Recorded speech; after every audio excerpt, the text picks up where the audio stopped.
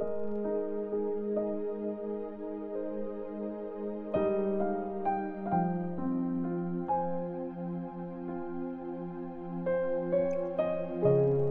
chapter 27. Bumiyahe si Paul papunta sa Rome. Noong napagdesisyonan na dapat pumunta kami sa Italy, binigay nila si Paul at ang iba pang bilanggo kay Julius na isang officer sa batalyon ng Roman Emperor. Sumakay kami sa barko na galing sa Adramyttium. Papunta na ito sa mga pier sa probinsya ng Asia, kaya bumiyahe na kami. Kasama namin doon si Aristarchus na galing sa Thessalonica sa Macedonia. Kinabukasan, nakarating kami sa Sidon. Mabait si Julius kay Paul, kaya hinayaan nito na makita ni Paul ang mga kaibigan niya para ibigay ang mga kailangan niya. Bumiyahe ulit kami galing doon. Kontra sa amin ang ihip ng hangin, kaya dumaan kami malapit sa island ng Cyprus para makaiwas sa hangin. Tapos, tumawid kami papunta sa south ng Cilicia at Pamphylia at nakarating kami sa Myra, sa Lycia. May nakitang barko doon yung kapitan ng mga sundalo. Galing sa Alexandria yung barko at papunta sa Italy. So, tinransfer niya kami doon. Ilang araw din na mabagal ang biyahe namin at nahirapan kami bago nakarating sa tapat ng Sinidus. Kontra na naman ang hangin sa amin, kaya dumaan kami sa gilid ng Crete para makaiwas sa hangin. Nilampasan namin ang Cape Salmon. Hindi kami lumayo sa tabing dagat at naging mahirap ang biyahe hanggang makarating kami sa lugar na tinatawag na Safe Harbors. Malapit yun sa city ng Lasea. Marami kaming naaksayang panahon doon hanggang sa naging delikado nang ituloy ang biyahe kasi natapos na ang Day of Atonement. Kaya nag-advise si Paul sa mga tauhan ng barko. Sabi niya, "Mga sir, tingin ko magiging delikado na ang biyahe natin simula ngayon. Malaki ang magiging damage sa mga bagahe at sa mga barko at baka mamatay pa tayo." Pero mas nakinig si Julius sa kapitan at may-ari ng barko kesa sa sinabi ni Paul. Hindi maganda magstay sa pier ng Safe Harbors pag winter, kaya marami ang pumayag na bumiyahe na kami. Umaasa silang makakarating kami sa Phoenix para dun kami mag-spend ng winter. Isang pier ito sa Crete na nakaharap sa southwest at northwest. Ang bagyo sa dagat. Umihip ang mahinang hangin galing south, kaya inakala nila na mangyayari ang plano nila. Inangat nila ang angkla at nagsimula kaming bumiyahe malapit sa tabing dagat ng Crete. Pero biglang umihip ang napakalakas na hangin galing sa island. Tinatawag nila itong northeaster. Hinampas ng hangin ang barko at dahil imposible nang bumalik ang barko kasi sasalubong ito sa hangin, nagpatangay na lang kami. Dumaan kami sa gilid ng island ng Cauda para makaiwas sa hangin. Pero nahirapan kami bago namin naisapa ang bangka ng barko. Nung naisampa na ito, tinalian nila ang barko para hindi mawasak. Natakot silang masadsad kami sa buhanginan ng Sirtis, kaya binabaan nila ang layag ng barko at nagpatangay na lang kami sa hangin. Lumakas palalo ang bagyo, kaya kinabukasan, tinapon na nila sa dagat ang ilang bagahe na sakay ng barko. Nung sumunod na araw, tinapon na rin pati ang ilang gamit ng barko. Hindi namin nakita ang araw at mga stars sa loob ng ilang araw.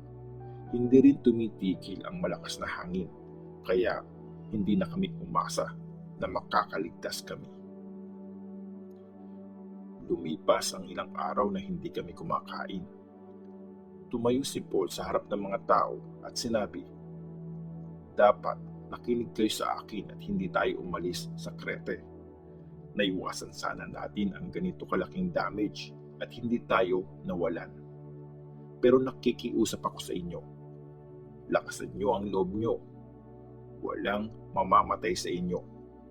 Mawawasak lang ang barko. Kagabi, kinausap ako ng angel ng Diyos. Ang Diyos na nagmamay-ari sa akin at sinasamba ko. Sinabi niya, huwag kang matakot, Paul. Dapat kang humarap sa emperor. Dahil sa iyo, ililigtas ng Diyos ang buhay ng mga kasama mo sa barko. Kaya mga kasama, lakasan niyo ang loob niyo. Nagtitiwala ako sa Diyos na mangyayari ang sinabi niya sa akin. Pero sasadsad tayo sa isang island. Noong ika-14 ng gabi, patuloy pa rin kaming tinatangay ng hangin sa Mediterranean Sea. Noong hating gabi na, napansin ng mga crew ng barko na parang malapit na kami sa lupa. Naghulog sila sa dagat ng tali na may pabigat sa dulo at nalaman nilang 120 feet ang ilalim ng tubig. Maya-maya pa, inulit nila yon at nalaman nilang 90 feet na lang ang lalim. Natakot sila kasi baka bumangga ang barko sa malalaking bato kaya binaba nila ang 4 na angkla sa likod ng barko. Tapos, nagpray sila na sana sumikat na ang araw. Sinubukan ng mga crew ng barko na tumakas at iwanan ang barko. Binaba nila ang bangka. Kunyari, angkla ang binababa nila sa harapan ng barko. Pero sinabi ni Paul sa Roman officer at sa mga sundalo, pag umalis sa barko ang mga crew, wala kayong pag-asang makaligtas. Kaya pinutol ng mga sundalo ang mga lubid ng bangka at hinayaan na yung maanod. Nung mag-uumaga na, pinakiusapan ni Paul ang lahat na kumain. 14 days na kayong nag-aalala at hindi kumakain. Kaya please, kumain kayo kahit konti. Kailangan nyo to para lumakas kayo at makaligtas. Walang madidisgrasya sa inyo. Pagkatapos niyang sabihin to, kumuha si Paul ng tinapay. Nagpasalamat siya sa Diyos sa harap nilang lahat. Tapos, hinati niyang tinapay at kumain. Na-encourage ang lahat kaya kumuha na rin sila at kumain. Bale, 276 na tao kaming lahat sa barko. Nung nakakain na ang lahat, tinapon nila sa dagat ang mga sakay na wheat para gumaan ang barko. Ang shipwreck. Nung umaga na, may nakitang lupa ang mga crew. Hindi nila alam kung anong lugar yon pero napansin nila na may tabing dagat kaya nagdesisyon sila na kung pwede, isasadsad nila ang barko doon. So, pinutol nila ang mga lupid ng angkla at hinayaan na lumubog sa dagat ang mga yon. Inalis din nila ang mga tali sa timon, yung nagkokontrol sa direksyon ng barko. Tapos, tinaas nila ang mga layag sa unahan ng barko at hinayaan nila ang hangin na itulak ang barko papunta sa tabing dagat. Pero sumayad ang unahan ng barko sa buhangin kaya hindi ito makaalis sa lugar habang winawasak ng malalaking alon ang likuran ng barko. Pinlano ng mga sundalo na patayin ang lahat ng bilanggo para hindi sila makalangoy papunta sa tabing dagat at makatakas. Pero gustong iligtas ng Roman officer si Paul kaya pinigilan niya ang plano nila. Inutos niya sa lahat ng marunong lumangoy na mauna nang tumalon at lumangoy papunta sa tabing dagat at susunod na lang ang iba. Kakapit sila sa mga kahoy galing sa mga nawasak na parte ng barko. Sa ganitong paraan, safe kaming lahat na nakarating sa tabing dagat.